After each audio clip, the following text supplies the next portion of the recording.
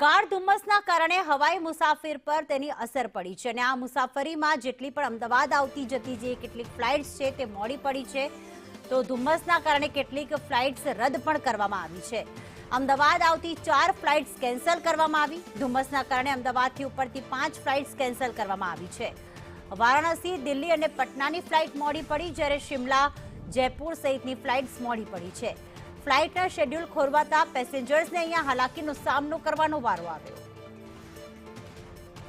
તો જે પ્રમાણે આજે ધુમ્મસના કારણે કેટલીક ફ્લાઇટ્સ જે છે અમદાવાદ આવતી જતી તે મોડી પડી છે અથવા તો કેટલીક ફ્લાઇટ્સ રદ પણ કરવામાં આવી છે।